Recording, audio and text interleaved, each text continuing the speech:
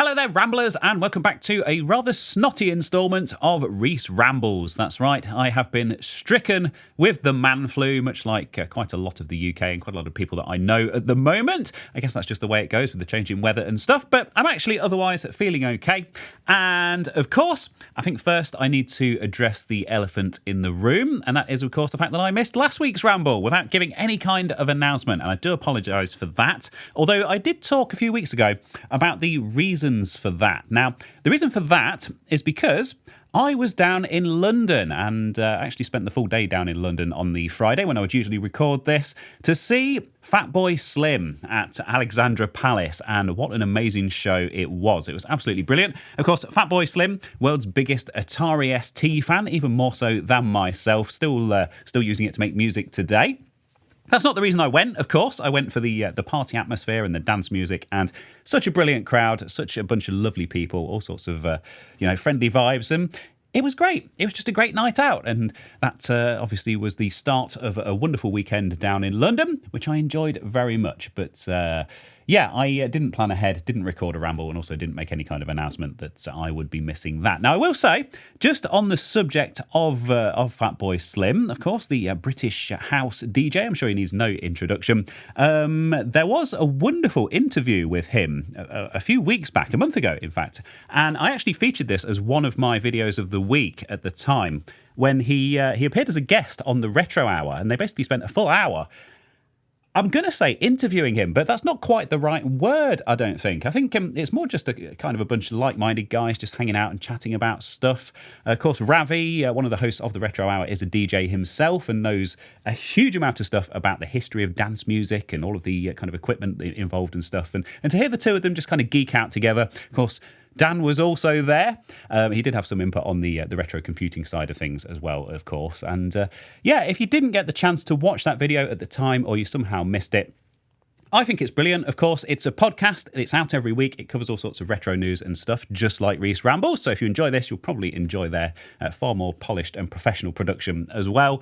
And if you want to listen to that interview on your commute or whatever, of course, their podcast also goes out on Spotify and all the other podcast platforms as well, if you don't want to sit and watch it on YouTube. But yeah, I thought that was a particular interest to kind of retro computing, retro fans, Atari fans, but also, fans of music, just seeing a bunch of nice, like-minded guys that sit around and have a chat. But anyway, that was quite a nice segue into that, wasn't it? So I think it's about time we got on with our stories for this week. But not, of course, without first taking a little moment just to talk about our sponsor, PCBWay.com, who, of course, have been sponsoring both Reese Rambles and my main channel, Control-Alt-Reese, for well over a year now. And I've also been a very happy customer of theirs as well, so very happy to give them a recommendation. So PCBWay, as you may know, are a fabricator of PCBs, printed circuit boards, and they have 11 years of experience in the industry. And they built up quite the reputation over the years for their very fast turnarounds, their high quality, and their low prices. Now, they want me to tell you that they are also offering additional services as well these days, stuff that includes CNC machining, injection molding, sheet metal fabrication, and all of that wonderful stuff. So if any of those are a requirement for your next project, please do check out the link to PCBWay.com down in the description. And once more, a big thank you to PCBWay for all of your support for Reese Rambles and for my main channel, Control-Alt-Reese. Anyway, back into the world of music for a moment, and of course there has been a really big bit of news in the world of music, which will be of concern to those of us who are interested in our retro computing and retro gaming stuff, and those of us who watch far too much YouTube. Now, this was going to be one of my stories for last week, but of course, for aforementioned reasons, I didn't get to put out a ramble last week, so let's talk about it now, because it fits in rather nicely with all the other stuff that I've got going on. So, this is the Eurovision Song Contest, which has been ongoing for a very long time now. I should have looked up the start date, but I haven't. But a long-running European institution when all of the countries of Europe, except a few that we've decided to exclude for various political reasons, and Australia, for some bizarre reason, all come together and make really terrible music. And we all vote on what our favourite is. And basically, the winner is declared the winner and gets to host the contest the following year. That's pretty much how it works. Of course, some of the great acts that we've got from Eurovision include ABBA, and I can't think of anyone else, but I'm sure there's probably some other people as well. But yeah, it's something that I've always enjoyed very much, and I've been having Eurovision parties every year for as long as I can remember, where you get everybody round and, you know, you have some fruity cocktails and you gather around the TV and watch all of the songs. I don't tend to watch all of the run-up and all of the heats and things like that. I like to kind of save the surprise for the big event. But I was very surprised this year to see a very familiar name come up. Now, this is Look Mum No Computer, who, hey, if you move in the same circles as me and you watch this kind of electronic tinkering stuff and retro computing stuff, you will no doubt be familiar with Sam and all of his wonderful work on his channel. Of course, he has his own museum as well. This museum is not obsolete. You can go and look up the website to that, and you can actually pop in and see not only some of the stuff that is featured on his channel, but all sorts of old electronic gadgets, music gadgets, that kind of thing. All of his electronic projects, and it is a wonderful place, at least as far as the videos are concerned. I have been meaning to go down there, and I know he also does like media days for YouTubers and stuff to actually make videos about the place, so that has been something that's been kind of on my list for quite a while. But I guess he's going to be quite distracted for a while now because as mentioned, he is representing us in the Eurovision Song Contest. Now, this was announced on the BBC. It was announced on the Scott Mills Breakfast Show on Radio 2 back on the 17th of February, which was 10 days ago now. I will mention. So probably old news to some of you out there. And the story, as per the BBC, reads thusly. Look Mum No Computer will be representing the United Kingdom at the 70th Eurovision Song Contest in Vienna, Austria, in May 2026. Look Mum No Computer is a multi-talented solo artist, experimental singer-songwriter, live electronics performer and composer, inventor of unique musical machines and self-proclaimed Eurovision fan, based in Kent. I believe is he in Ramsgate? Margate? Something gate. I can't remember. Anyway, Look Mum No Computer says, I find it completely bonkers to be jumping on this wonderful and wild journey. I have always been a massive Eurovision fan and I love the magical joy it brings to millions of people every year. So getting to join that legacy and fly the flag for the UK is an absolute honour that I am taking very seriously. I've been working a long time creating, writing and producing my own visions from scratch and documenting my process. I will be bringing every ounce of my creativity to my performances and I can't wait for everyone to hear and see what we've created. I hope Eurovision is ready to get synthesized.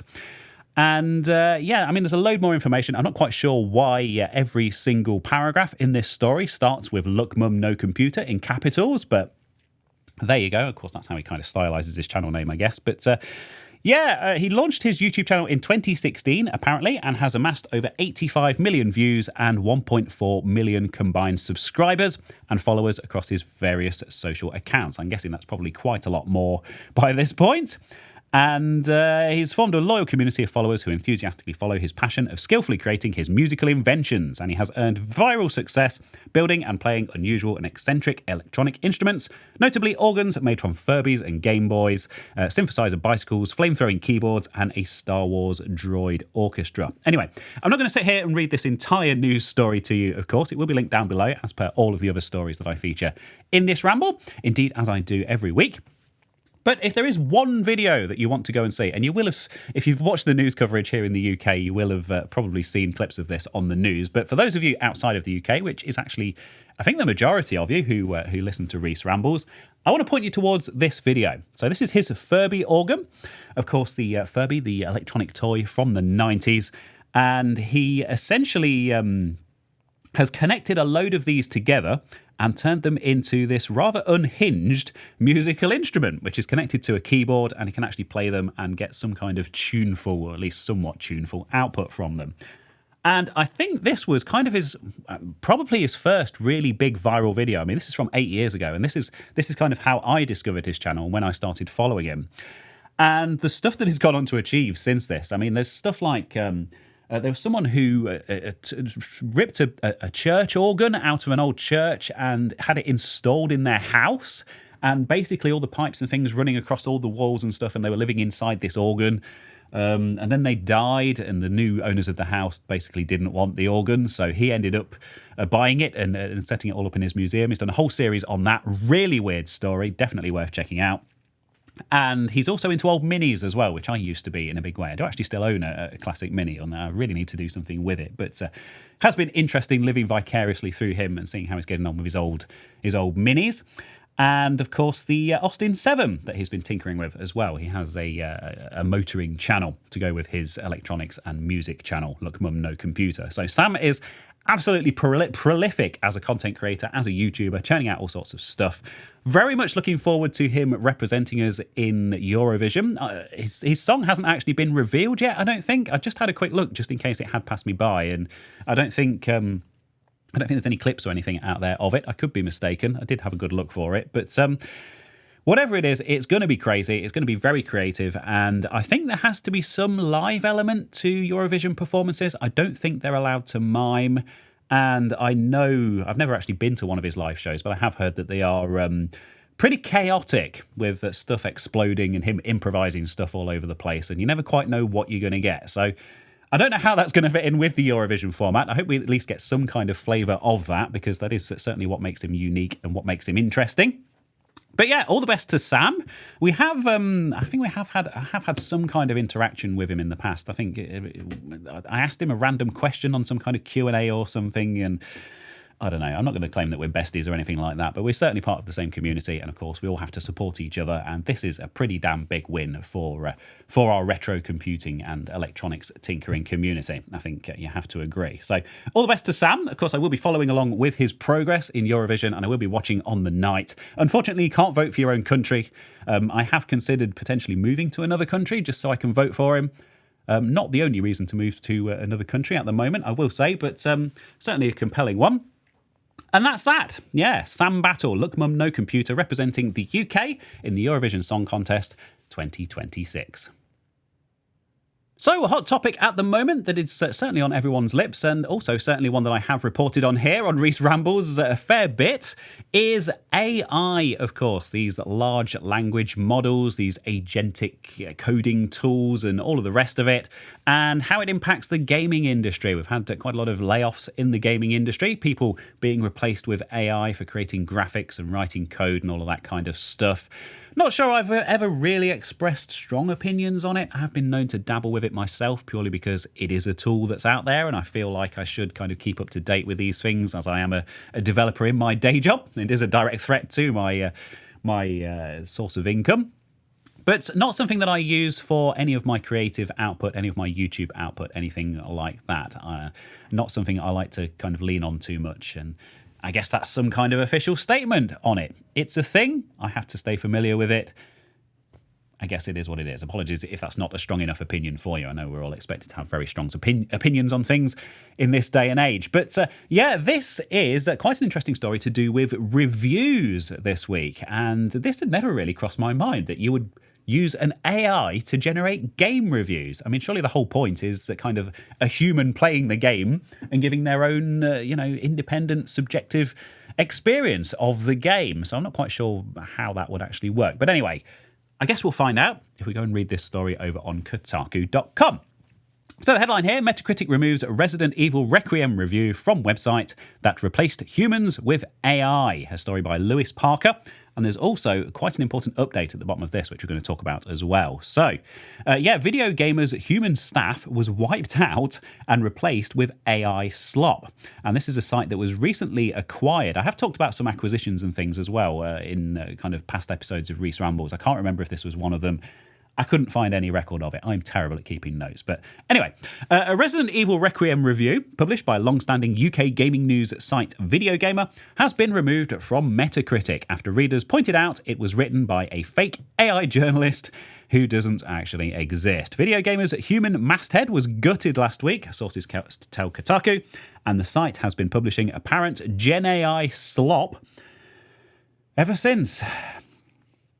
Well done, Video Gamer, and in particular their new owners, which the story does go on to talk about. So the story continues. Video Gamer purchased BGFG a few years back and recently sold to gambling SEO spam agency ClickOut. It gave Resident Evil Requiem a 9 out of 10 in its review this week.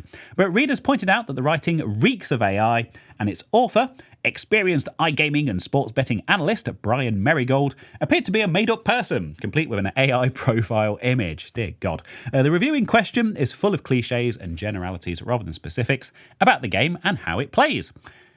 Here's an excerpt. Resident Evil Requiem is not just a victory lap for Capcom's survival horror dynasty. It is a chainsaw-revving, blood-soaked testament to why we love getting scared stupid. It is the sort of finale that effectively grabs the franchise by the lapels, shakes it violently, and demands you acknowledge just how far it has come since the tank control days of 1996. While other series limp toward their conclusions, RE9 arrives with the confidence of a tyrant smashing through a brick wall. That's not terrible writing, is it? I've certainly read worse. Anyway, it happens like clockwork with every major Resident Evil Requiem leak, doesn't it? We worry if the developers can balance the scales. After the Southern Gothic reinvention of RE7 and the action hero theatrics of the recent remakes, the franchise has been having something of an identity crisis. This game solves it by simply doing both. It bonds the trauma of Raccoon City with modern design sensibilities, proving there is plenty of life left in this undead horse. It frames the horror not just as a series of jump scares, but as a legacy that haunts its characters as much as it haunts our backlogs. So there you go. That's the AI slop in question. Of course, there's quite a lot more to it. So yeah, it was scraped because, of course, Metacritic picks up its reviews from reputable news sites and it is basically designed as like an aggregator type thing. So you can go through, you can see the average scores. I'm sure I don't need to explain Metacritic to you, but and also gives you kind of excerpts from those reviews and things like that to help you try to make an informed choice about your gaming purchases. And it's not a not very informed choice, of course, if it is all based on Gen AI slop. So I can certainly see why they've done this. And yeah, it was scraped and featured on Metacritic for its review score roundup on launch day. Sorry about that, Manflu, as mentioned. It raises concerns about quality control for the primary video game review aggregator that fans consult before buying games and that companies mention in their quarterly earnings reports when touting the success of recent releases. Anyway, I'm going to carry on. I don't want to sit here and read the entire story to you, as always, but I am going to just scroll down to an update, which I think is a really good move on Metacritic's part and very very much worth talking about. So we have an update from the 26th of February, which is yesterday, as at the time of recording. After pulling the Resident Evil Requiem review from its score aggregator and roundup, Metacritic reportedly sent out a disclaimer to gaming outlets that AI-generated reviews are banned and any it discovers will be removed. Well done, Metacritic. And here's a quote from that, apparently. Metacritic has been a reputable review source for a quarter century and has maintained a rigorous vetting process when adding new publications to our slate of critics, Doyle told Kotaku in an emailed statement. However, in certain instances, such as publication being sold or writing staff having turned over, problems can arise, such as plagiarism, theft, or other forms of fraud, including AI-generated reviews. He continued, Metacritic's policy is to never include an AI-generated critic review on Metacritic, and if we discover that one has been posted, we'll remove it immediately and sever ties with that publication indefinitely, pending a thorough investigation. Well, they're certainly not... certainly not beating about the bush with that statement, are they? Very strongly against these AI reviews, I will say. Although I have acknowledged that this AI stuff and LLM stuff does have its uses, game reviews, I mean, really, an AI can't play a game and give you a subjective human view on it. So I think this is a far more than reasonable approach. And yeah, Metacritic, a site that has been very, very high in my estimations, pretty much forever. I mean, it says here it's been going for 25 years at least. Has it gone up even more? Good move, Metacritic. Very, very good stuff and a really big kind of vote of confidence in your fantastic service. So, as already mentioned in this ramble, and which will, of course, hopefully be very obvious to regulars here, I am a huge fan of all things Atari, and I have been pretty much my whole life. I'm not going to retell the story of why that is and how that started. I'm sure you can probably find that out there somewhere. But started from a very, very young age and have a very kind of strong affinity with that particular brand. One of the biggest brands in the world of gaming, if not the biggest, I think it's fair to say. And a brand that I think it's also fair to say has had its fair share of ups and downs over the years, changes of ownership, and started off with those absolute kind of peak glory days of Nolan Bushnell and Ted Dabney and the rest of them. churning out those iconic arcade games. And then, of course, we had the Tramiel era, we had the ST, stuff like that, which was actually more kind of my era. And in more recent years, Infogram's taking it over and it becoming a bit of a shell of its former self. But one thing that we have seen in the past couple of years is a really big revival of the Atari brand under the new owner, Wade Rosen. Started off a little bit shaky. There was talk of crypto stuff and NFTs and hotels and that kind of thing. But actually, it's a company that has started to make some quite good moves, and one that is starting to kind of garner a lot of support from old school Atari fans, which is, I think, is something that's, is quite noteworthy. Particularly me, because I'm very fussy. Anyway, one product that they did come out with in quite a few years back now was the 2600 Plus, which of course is a remake of the original Atari 2600 console, originally called the VCS, from 1977. And an absolutely iconic machine. Can you see that? You can see that. Yeah, there it is, just there. With its wood grain front and, of course, those interchangeable cartridges, and a machine that I've covered quite a bit on my channel. In fact, the very first video that I made on my channel was the original 2600 and actually kind of repairing and modifying one of those. So it's kind of the start of everything that I do here.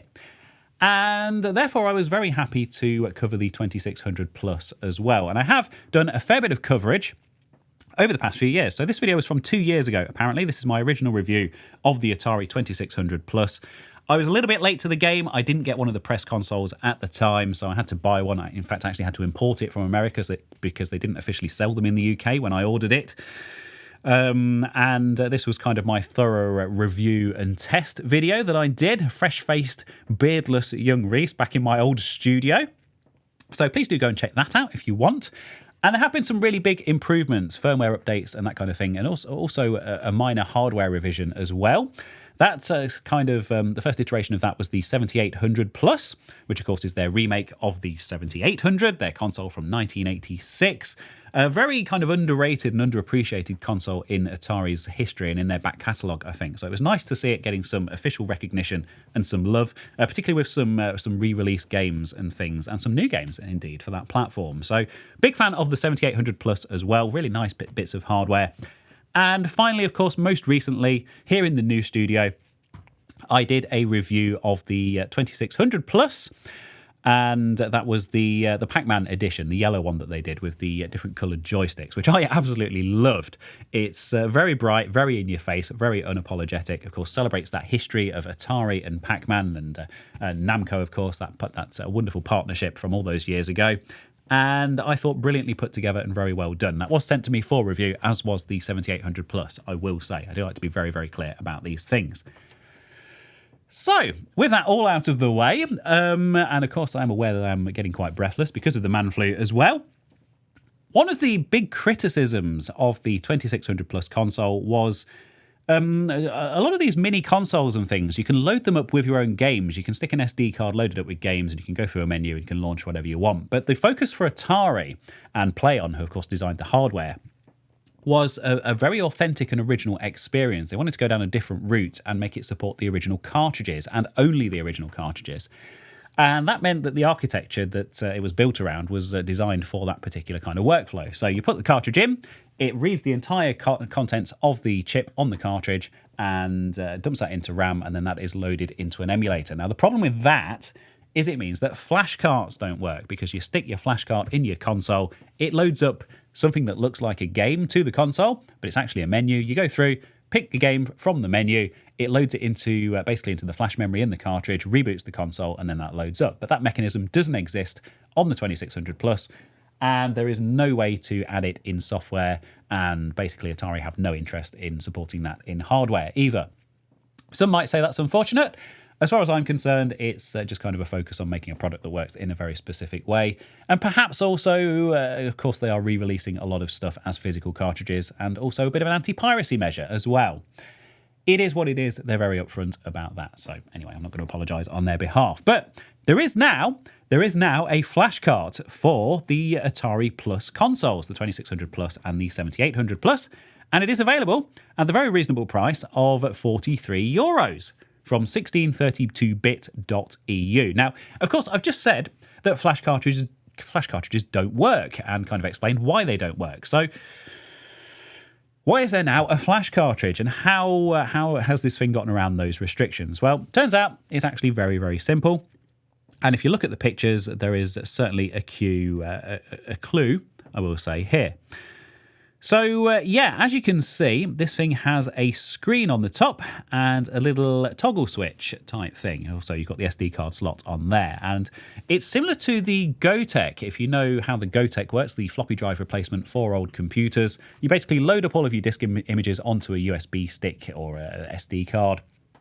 And you can scroll through them on the screen on the device itself, select the one that you want, and it's at that point that you actually load the floppy into the computer. You either turn it on and boot from it or whatever. And that's how this works. So, you've got the screen with the list of games. You go through the list of games on the actual cartridge itself, select the one that you want, and then you power on the console. Of course, as far as the console's concerned, it's the original cartridge, loads it into RAM, loads it into that emulator, and runs it. And that gets around the restriction. So that's, to be honest, people have talked about this since the Atari Plus platform was released, since that first 2600 Plus, and it all makes a lot of sense. And it's all quite reasonably priced as well, actually. So much so that I've actually ordered one myself. So I will be featuring this on the channel at some point in the future. I didn't want to reach out to them and ask them for a review unit or anything like that. It's quite a small operation, so I'm quite happy to chip in and lend my support.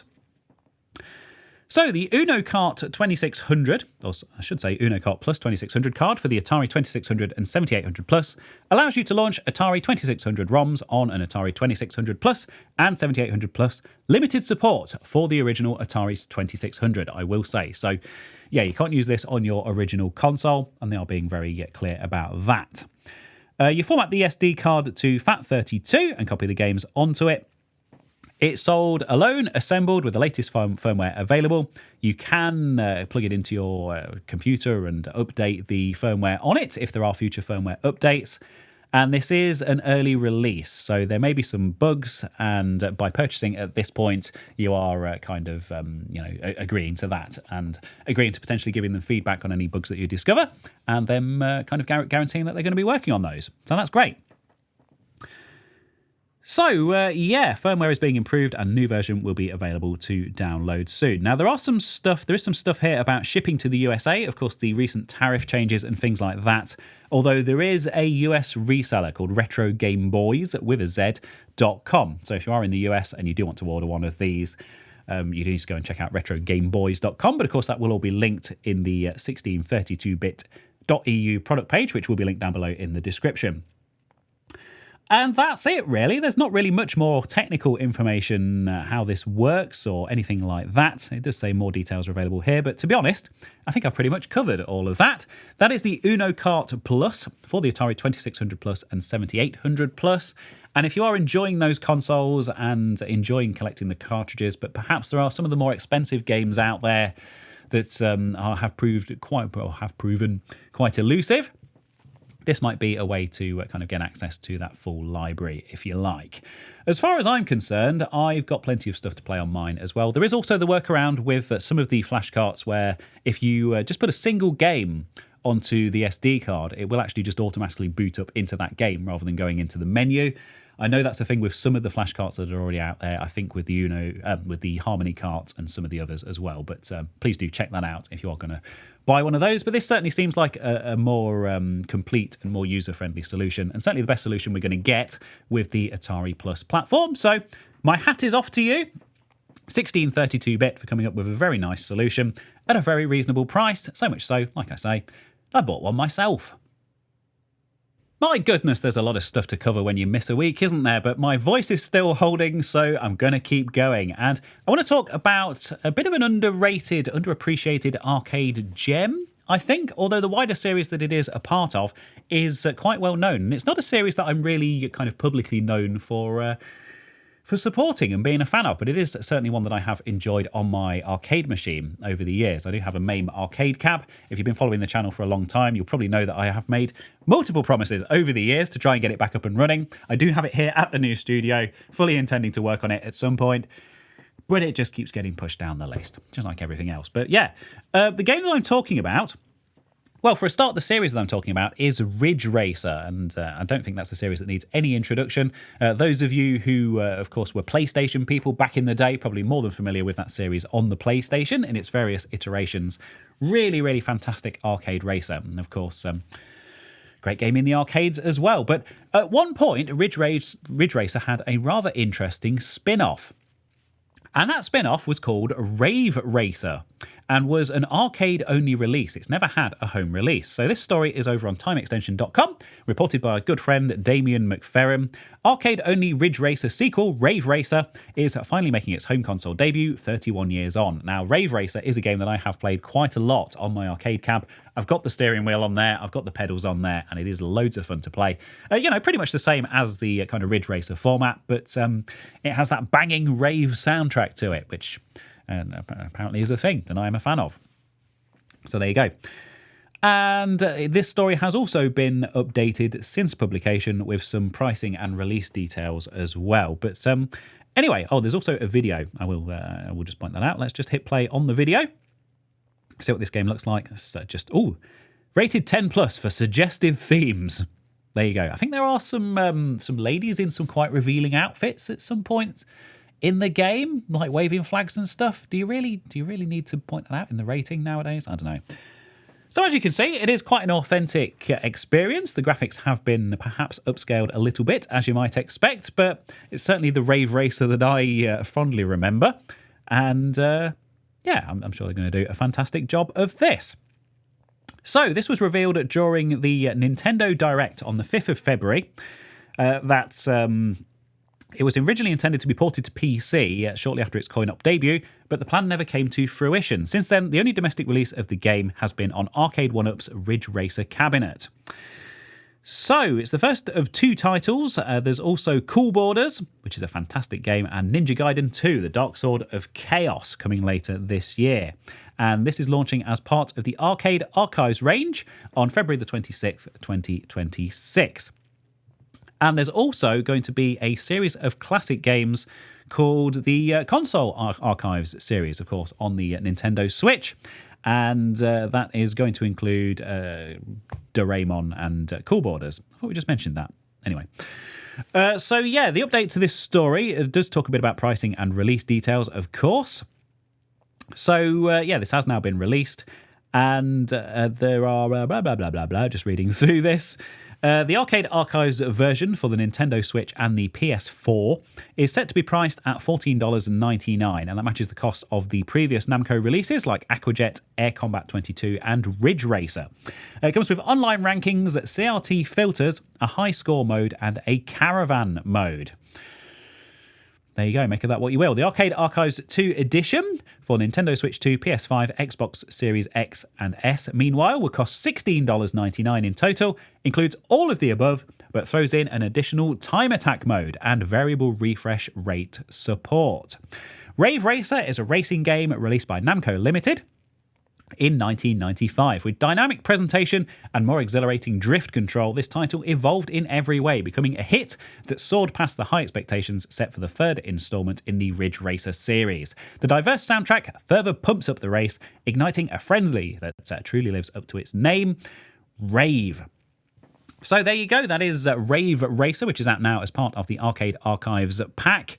You can get that, the Arcade Archives 2 edition for the Switch 2, PS5, Xbox Series for $16.99. It includes all of that stuff that I just mentioned. I love Rave Racer, not particularly known for my love of the Ridge Racer series, although I acknowledge that it is a great series. But Rave Racer was a particular standout title for me. And it's nice to see that it's finally getting an official home release.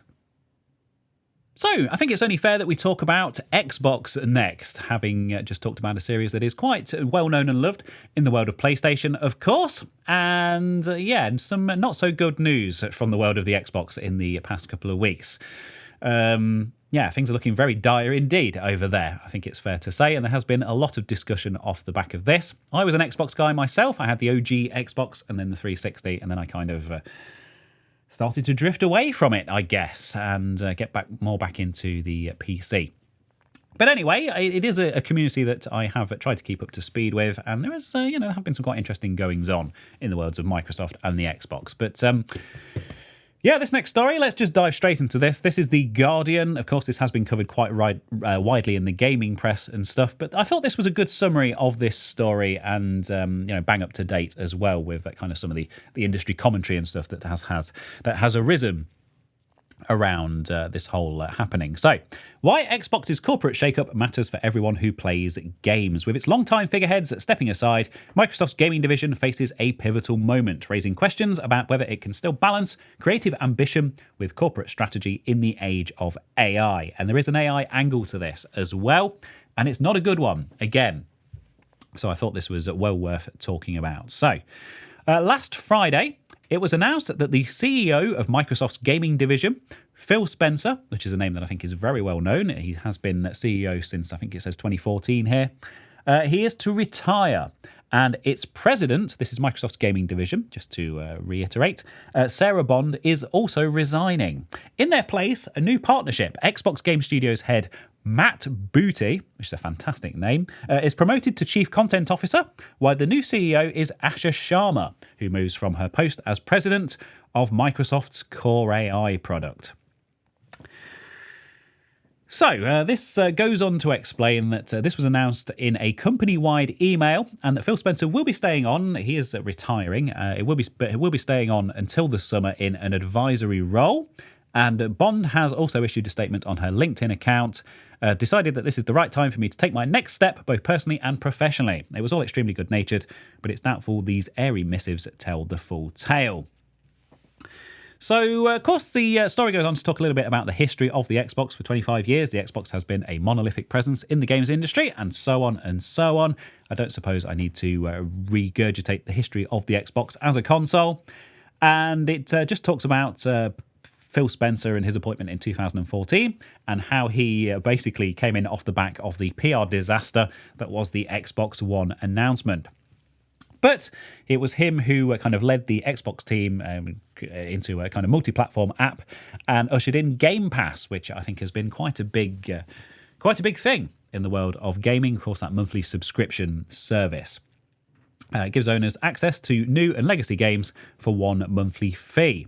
He also oversaw a period of massive development expansion, buying ZeniMax Media for $7.5 billion in 2020, and then Activision Blizzard for an astonishing $69 billion in 2023, thereby securing Call of Duty, World of Warcraft, and Candy Crush for the Empire. One of those is not like the others. Then, of course, there have been a lot of job cuts across Microsoft's gaming division, studio closures and game cancellations. Tango Gameworks, The Initiative, Arcane Austin, it mentions. The Perfect Dark remake was cancelled, which I did report on Reese Rambles at the time, and Rare's intriguing eco-adventure Everwild. Spencer leaves Microsoft with Xbox in something of a quandary, says games analyst George E. Osborne, whose book Power Play, Video Games, Politics and the Battle for Global Influence is out in June. Its hardware sales have dropped considerably in recent years, but the dream of delivering a cross-platform game subscription service to rise up in its place hasn't been delivered. He leaves the business with Xbox in a confusing position, simultaneously establishing it as one of the top 3 video game publishers in the world by revenue, but lacking clarity about where it goes next.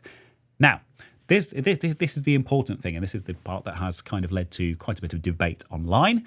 There is concern, continues the story, about Sharma's redeployment from the AI division. Is she there to cut costs further by greenlighting more studio redundancies in favour of Gen AI? In her letter to staff, she assured them, "We will not chase short-term efficiency or flood our ecosystem with soulless AI slop. I want to return to the renegade spirit that built Xbox in the first place, but can that spirit, which saw a small team of wild-eyed engineers take on the opaque Orwellian edifice of Microsoft, really be recaptured in our era of mass global consolidation?" That is a good question. And of course, The Guardian does go on to mull over the possibility of Microsoft quietly phasing out Xbox entirely. Of course, it has been quite weakened as a brand in recent years, with all this talk of it being a platform rather than a console, and Game Pass and monthly subscriptions and all of that stuff. Xbox, like a lot of businesses that aren't the core AI business, is being sunsetted. They don't say that, but that's what's happening. I expect that her job is going to be as a palliative care doctor who slides Xbox gently into the night. And that is a quote from Seamus Blackley, who was, of course, the co-creator of the original Xbox. And hey, if that's not straight from the horse's mouth, I don't know what is. But that isn't something that has been officially announced. That is just his speculation as someone who was kind of originally responsible for the brand. So there you go. The two kind of top dogs in the world of Xbox are leaving. One of them retiring, of course, Phil Spencer being somewhat of a household name in the gaming industry. And the other one leaving, what was it? Resigning, Sarah Bond. And in their place, Xbox Game Studios head Matt Booty is taking over, and as is Asher Sharma, who is a big AI proponent and has promised that that AI Slop will not be taking over at Xbox. Whether that actually means anything, I don't know, but certainly seems like quite a big milestone in the history of a brand that I've certainly been a huge fan of for 25 years now. I guess that's how you can tell you're getting old.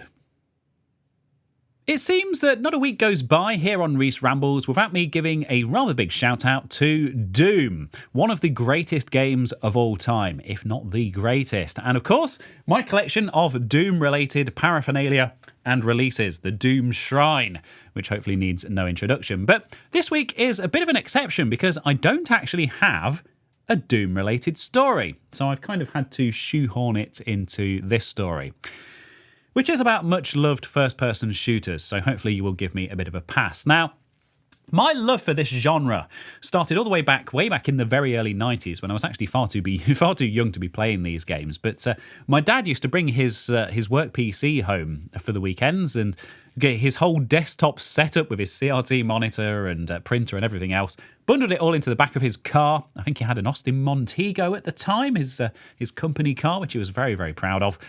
And used to set it all up on the dining table and work on his spreadsheets and things. And then in the evenings, he would show me games that, of course, his co-workers had passed around the office and installed on all of their computers.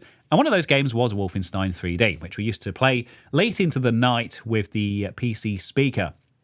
And it's a wonderful beeps and boops. And you have to go to bed and, of course, have nightmares about it because I was only about 10 years old. But then we got our own PC, 486 DX266, and we got Doom. And, of course, that had the Sound Blaster 16 or clone, whatever it was, sound card in there. And that started a lifelong love affair with not only Doom, but, of course, first-person shooters as a genre.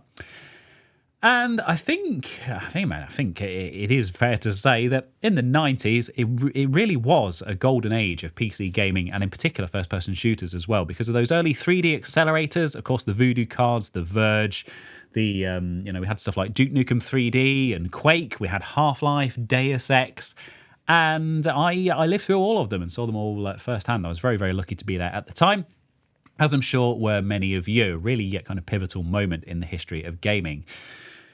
But the next era that followed in the early 2000s was, of course, the online era. And because of where we lived, we basically didn't have broadband at home. We had dial-up. And so it was something that very quickly started to pass me by. I'd dabbled in online gaming on some of those earlier games. I'd gone into my dad's work and played like Quake World on their ISDN line and stuff like that. But when I got the original Xbox and kind of started to move away from PC a bit, that whole era passed me by, and it's something that I have had to kind of revisit and go back to. Now, the reason I mention that, and I promise this has all been relevant, is because I think there were kind of two undisputed champions in that kind of early competitive online gaming. Of course, I've already mentioned Quake and Quake World as kind of an early pioneer of that, but I think it's fair to say that Quake 3 is when it really kind of came into its own. And, of course, there was Quake 3 and Unreal Tournament were the two big competitors at the time. I actually played them single player, although, of course, it's not the same with bots and stuff offline. And I did really enjoy Unreal. I think I got it free bundled with a graphics card at the time. And the single player Unreal is, a proper classic game as well. And this next story should hopefully appeal to those of us who missed all of this stuff the first time round, because thankfully there are, of course, various efforts to preserve these wonderful old online first-person shooter experiences. Now, this is over on Rock Paper Shotgun, and is a prime example of one of these projects, and one that I am very much behind, very much in support of. Of course, why else would I be talking about it? This is Unreal Tournament 2004, and it's now grabbable for free and optimised for modern PCs thanks to dedicated fans. The old Unreal community went ahead and got Epic's permission to revive the classic shooter, which I think is very big news indeed. So, story here by Mark Warren. You can now download Unreal Tournament 2004 for free, and with a patch that ensures it'll run smoothly on modern hardware. This is all thanks to a fan community called Old Unreal, who've made it their mission to keep Epic's classic shooters alive, even going as far as getting the Fortnite publishers permission to do so. As spotted by Parade Call Gamer, the Old Unreal lot have now pushed their re-release live alongside a hefty community patch. That's the same Old Unreal lot who gave us Unreal Gold and Unreal Tournament similar treatments a couple of years ago, and I do remember talking about those at the time. This is the first public patch for Unreal Tournament 2004 in over 20 years. Old Unreal project manager Stein Volkert, apologies if I am pronouncing that wrong, wrote in the release notes for the patch's latest version. We have implemented numerous fixes and improvements, written a new SDL backend for Linux and macOS, and even a new renderer. We have also migrated the entire codebase to modern build systems. Some new bugs may have slipped in. Of course, I think I remember Unreal Tournament being one of the first kind of big games to officially support Linux. Is that right? I know there were others. I know id Software were quite big on Linux as well back in the day as well. But I do remember Unreal Tournament being one that particularly stood out as someone who was kind of dabbling with Linux at the time. Anyway, that's by the by. As the Old Unreal team outlined when they announced this revival late last year, their revival works by grabbing UT 2004's original disk image via a Windows installer you can download from the group's website. You'll then need to mosey on over to GitHub to grab the community patch, which spruces up the game, and that's also where Linux and Mac users can find UT 2004 installers for those operating systems. Classics like this being preserved via free distribution is always good news, especially so in this case given UT 2004 is so important to PCdom that RPS co-founder Jim Rossignol, that's a blast from the past, rated its importance as vitally high when compiling a presentation on the greatest, most important PC games of all time back in 2011. And I'm totally in agreement. Unreal Tournament 2004, certainly one of the most important PC games of all time, and really nice to see Epic's official blessing for this preservation effort here, of course. Yeah, my hat is off to you. I know I say that a lot, and I also know that I'm not known for wearing hats, perhaps because I'm constantly taking them off. Anyway, links to that down in the description, along with everything else I have covered in this week's Ramble. I'm going a bit delirious. I have just made myself a nice cup of lemon and ginger tea as well. So I think it's probably about time we head in to our regular video of the week feature and get this thing wrapped up.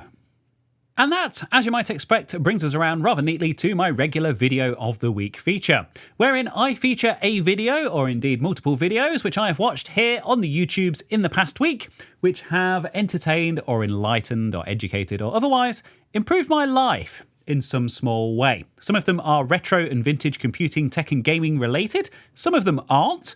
Often there's one, often there's more than one, but I can't even remember the spiel. It's been far too long. But I have I'm going to say 4 videos for you. There's one that's kind of related to one of the others that I do also recommend that you watch. And as you might expect from Reese Rambles, as always, it's quite a mixed bag. So without further ado, as they say on YouTube, I'm going to jump straight into this. Now, this is something, and there's a bit of a backstory to how I came about this.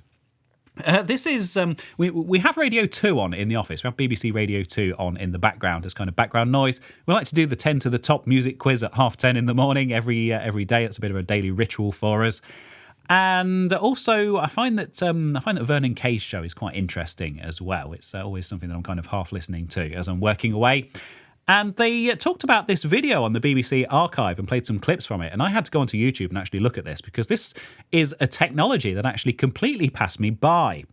And it's a storage medium. It's a replacement for the CD and as they say here, vinyl and tapes and all the rest of it.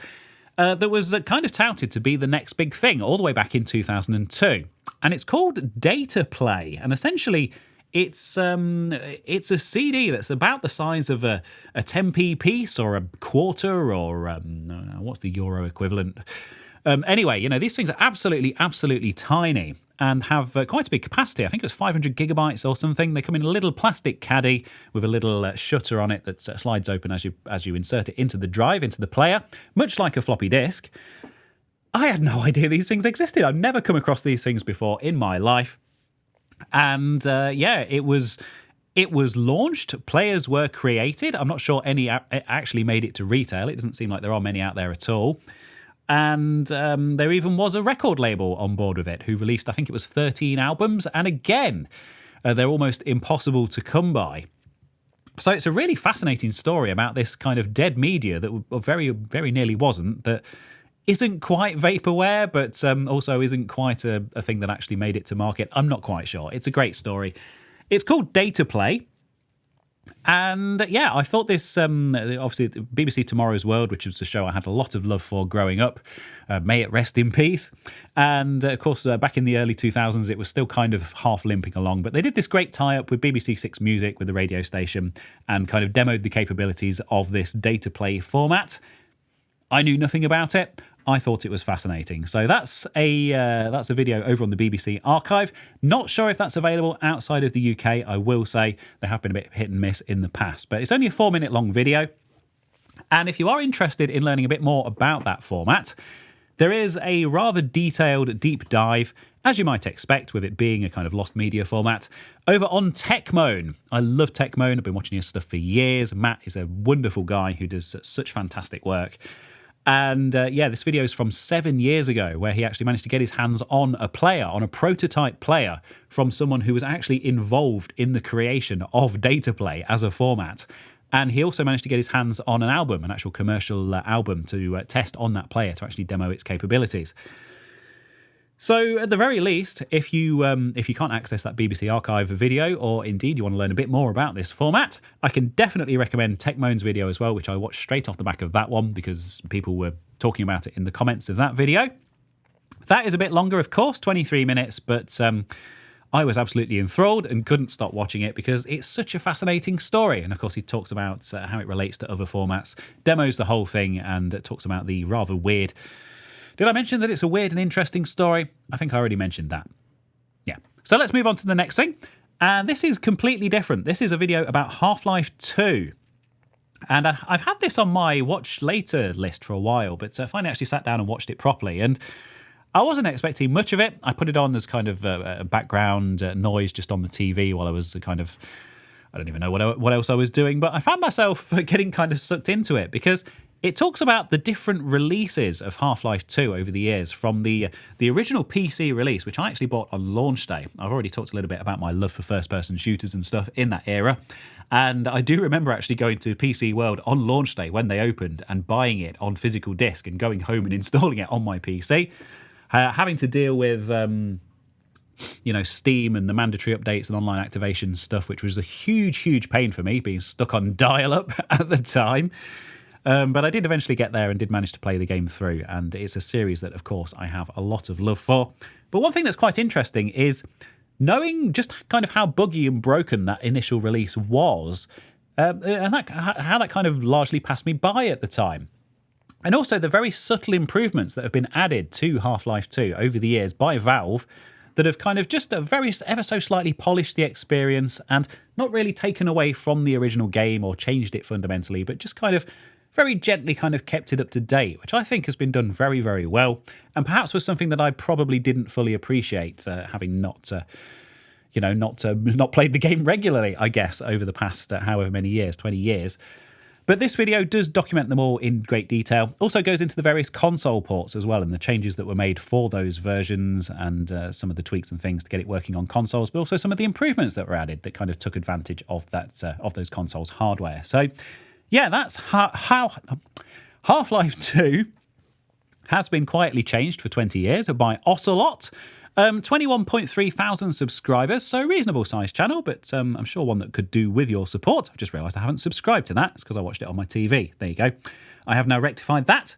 It is 26 minutes, 29 seconds, and you can just tell that a huge amount of research has gone into this and that Ocelot is a huge fan of Half-Life 2 and knows the game inside and out. And I always like to watch videos made by people who have that kind of in-depth knowledge and that kind of love for the subject matter that they are covering. So I can definitely recommend that if you're interested in Valve or Half-Life or any of that stuff, the evolution of PC gaming, I guess. 26 minutes and 29 seconds. And finally, he says, taking a deep breath, I have this video on Cache OS by Explaining Computers. I love explaining computers. Christopher Barnett, I think he's a wonderful, wonderful chap. He has that 70s British school teacher, open university kind of vibe about him. He is very, very smart. He always does his research, and his presenting style is not something that you see a lot of on YouTube, but it is great to see that it is so massively popular because he's a great source of information and just wants to kind of share that information with the world. So I'm always a big supporter of his work, and it was interesting to see him covering Cache OS, which is a Linux distribution that a lot of people are talking about at the moment. And I talked in my last ramble about Bazite and about some of the kind of a bit of a rift that's happening at the top of that project. And Bazite's something that I've kind of gone all in on and kind of fully supported and fully used myself for all of my own PC gaming. So it was quite interesting when all of that came about. And one thing that came off the back of that was a lot of people recommending Cache OS to me, which of course I had come across before, but didn't really know much about. I don't think I even knew that it was based on Arch, which it is, but it is quite interesting because of course Arch has this reputation of being very, very fiddly and of course aimed at perhaps more advanced and more experienced Linux users who want a bit more control over their system. But what Cache does is basically kind of package it all up nicely, streamline it and make it a bit more kind of, I don't want to say user-friendly because that implies that Arch isn't user-friendly, but you know what I mean. And people are kind of pushing it as kind of the next big thing in gaming and a big competitor to Bazite as well. So I'm quite interested in that angle. But he doesn't really go into any great detail about the gaming side of it, just about the story behind the operating system, how it all works, how it's kind of based on Arch, and he goes through the installation process, shows the package manager and kind of how it all looks and stuff straight out of the box. And I like his videos. They're quite relaxing to watch. They're very informative to watch, and I always come away feeling like I've learnt something. So if you, like me, know absolutely nothing about Cache but keep hearing about it, this is probably a great introduction to it. So Cache OS, Arch Linux for all. This is on Explaining Computers, 24 minutes and 21 seconds long. So they are my videos of the week this week. I have Data Play, a rather bizarre forgotten media format from 2002, the BBC Archive, Tomorrow's World coverage of that, and of course Techmoan's rather more in-depth dive into the technology and the history itself, his retrospective. Two very excellent videos on that topic. The one about Half-Life 2, of course, from Ocelot, just talking about how the game has been tweaked and improved over the years in its various releases. And finally, an introduction to Cache OS by Explaining Computers. That is that. I hope there's something of interest. Of course, they will all be linked down in the description, as they always are. And of course, all of the stuff that I've covered this week will also be linked down there. As you might expect, these rambles go out every week at 2 minutes to midnight on a Friday night UK time, both on my second YouTube channel, youtube.com/ReeseRambles, and also on all of the podcast platforms. And you can always find in the description all the show notes, all the stuff that I've been talking about. Also, my Discord server, that's where I get the majority of my material for this. There's a whole community over there discussing all of this stuff every single day. So big thank you to you. I guess I should also list some of those names, I guess. That's one thing that I usually do. Well remembered, Reese. So Naoki, Steve's Tech Shed, Technic, Garrow, Katrina, DBK, The Dirty Poppadon, Sozzled, and of course, our good friend Manimo. Thank you for all of your submissions and all of your wonderful conversation around that, and indeed around various other topics. And if you want to come and join us on Discord, there is a link to that as well down in the description. So that's that. I'm quite proud of myself for powering through this one, and I do want to make a bit more of a commitment to going back to my religious Friday releases, because I have missed a couple in recent weeks, and it's not sat well with me. I do enjoy doing these rambles. Also working on some main channel stuff, which you should hopefully be seeing very, very soon indeed. But that's all I have for you for this week's ramble, so thank you ever so much for joining me. I've already done all the other spiel about the release time and date and stuff like that. So all that's left is to say a very big thank you, and hopefully I'll see you again, same time and same place next week. Bye.